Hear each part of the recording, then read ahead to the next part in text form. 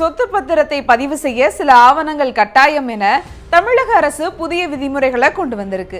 அதை பத்தி தான் இந்த தொகுப்புல பார்க்க போறோம்.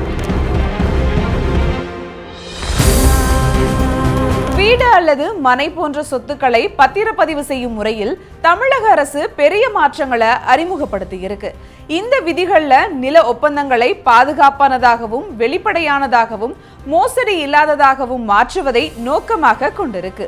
முன்னாடியெல்லாம் சொத்துக்களை பத்திரப்பதிவு செய்யும் போது பெரும்பாலும் முழுமையற்ற அல்லது தவறான ஆவணங்களுடன் நடந்துள்ளது. ஆனா இது பின்னர் பல சட்ட மோதல்களுக்கும் மோசடி வழக்குகளுக்கும் வழிவகுத்தது. இது போன்ற பிரச்சனைகள் வராமல் தடுக்கவே அரசாங்கம் பதிவு செயல்முறையை கடுமையானதாக மாற்றியிருக்கு.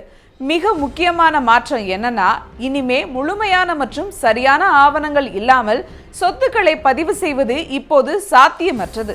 அந்த வகையில இந்த 5 ஆவணங்கள் இல்லாமல் இனிமே சொத்து பதிவு செய்ய முடியாதுன்னு தமிழக அரசு அறிவிச்சிருக்கு. அந்த 5 விதிமுறைகள் என்னன்னு நம்ம இப்ப பார்க்கலாம். முதலாவதா, சொத்தை பத்திரப்பதிவு செய்யும் போது அடையாள சரிபார்ப்பு கட்டாயமாக்கப்பட்டிருக்கு. அந்த வகையில சொத்தை பத்திரப்பதிவு செய்யும் போது வாங்குபவரும் விற்பவரும் அரசாங்கத்தால் வழங்கப்பட்ட ஏதேனும் ஒரு அடையாள அட்டையை, அதாவது ஆதார் கார்டு, பான் கார்டு, வாக்காளர் அட்டை போன்றவற்றில் ஏதேனும் ஒரு அடையாள அட்டையை தங்கள் அடையாள சான்றாக வழங்க வேண்டும். அப்படி கொடுக்கப்படும் அடையாள சான்று விவரங்கள் பதிவு அலுவலகத்தில் உள்ள தரவுகளுடன் பொருந்தினால் மட்டுமே பத்திரப்பதிவு செய்யப்படும். இதுல ஏதேனும் ஒன்று பொருந்தவில்லை என்றாலும் கூட பத்திரப்பதிவு உடனடியாக நிறுத்தப்படும். இரண்டாவதா, பத்திரப்பதிவுக்கான செயல்முறை தொடங்குவதற்கு முன்பு சொத்து வாங்குபவர்கள் முழு முத்திரை வரி மற்றும் பதிவு கட்டணங்களை செலுத்த வேண்டும். அது மட்டுமில்லாம ஆன்லைன் கட்டண ரசீதும் அவசியம். கடந்த காலங்களில் சிலர் வரிகளை குறைப்பதற்காக சொத்தின் மதிப்பை குறைத்து காட்டி குறைந்த அளவில் பதிவு கட்டணங்களை செலுத்தி முறைகேடு செய்திருந்தன. இந்த மோசடிகளை தடுக்கும் வகையில் இந்த நடைமுறை கொண்டு வரப்பட்டிருக்கு. மூன்றாவதா, வீடு, மனை அல்லது நிலம் அதிகாரப்பூர்வ அரசாங்கம் பதிவுகளில் தெளிவாக பதிவு செய்யப்பட வேண்டும்.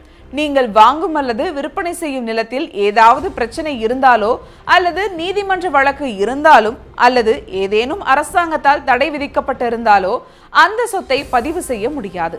நான்காவதா, சில சொத்துக்களுக்கு தடையில்லா சான்றிதழ் கூடுதலாக தேவைப்படும்.